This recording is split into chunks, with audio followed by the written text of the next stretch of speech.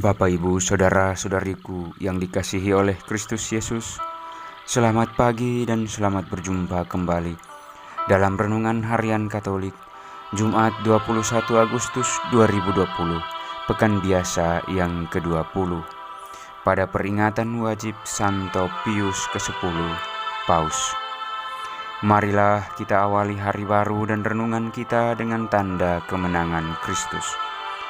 Dalam nama Bapa dan Putra dan Roh Kudus. Amin. Semoga damai dan berkat Tuhan turun melimpah atas kita semuanya. Tema renungan kita pada hari ini yaitu kasih adalah fondasi hidup. Saudara-saudariku yang dikasihi oleh Kristus Yesus, hari ini bacaan Injil yang diperdengarkan oleh gereja kepada kita sesungguhnya menyentuh apa yang kita sebut sebagai fondasi hidup bersama dalam segala aspek kehidupan kita, yaitu kasih. Kita mendengar dalam Injil pada hari ini, di mana para ahli Taurat dan kaum Farisi datang kepada Yesus dan bertanya demikian, "Guru, hukum manakah yang terutama dalam hukum Taurat?"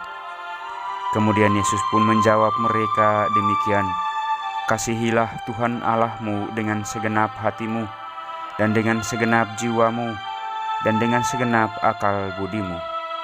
Itulah hukum yang utama dan pertama.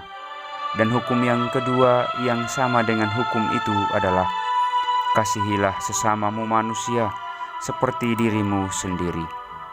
Pada kedua hukum inilah tergantung semua hukum Taurat dan kitab para nabi." Saudaraku yang dikasihi oleh Kristus Yesus, jika kita renungkan apa yang dikatakan oleh Yesus pada hari ini, yaitu kasih, maka keberadaan kita di dunia ini pun karena kasih. Kedua orang tua kita menyatu dalam keluarga pun dasarnya adalah kasih. Kita dilahirkan dan dibesarkan juga pun karena kasih. Singkatnya, fondasi hidup kita ini adalah kasih. Sebagai orang beriman, hal yang paling pertama adalah mengasihi Allah.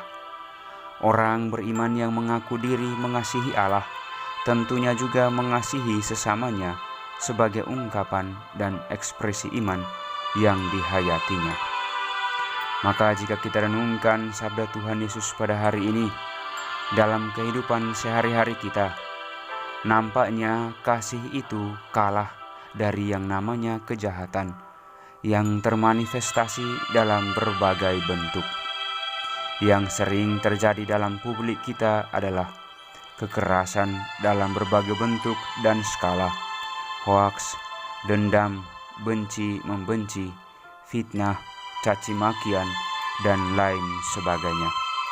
Atau juga kadangkala kita menjual iman kita hanya karena kesenangan duniawi semata kita, atau karena tawaran jabatan, pekerjaan yang menggiurkan, dan lain sebagainya.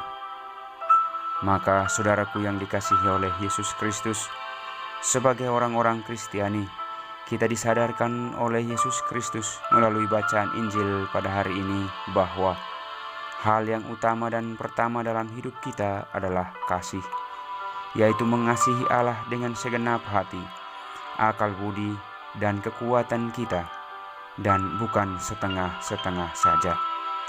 Dan jika kita mengasihi Allah, maka kita pun diminta untuk mengasihi sesama kita, terutama mereka yang kecil, lemah, miskin, dan tersingkirkan dalam kehidupan kita.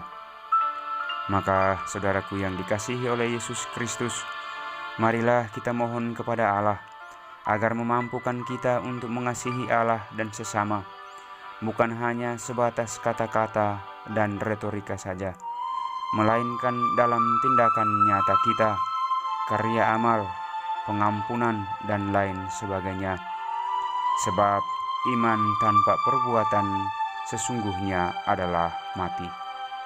Semoga Tuhan memberkati kita semua, agar kita mampu untuk mengasihi Allah dan sesama dengan segenap hati, akal budi, dan kekuatan kita. Amin.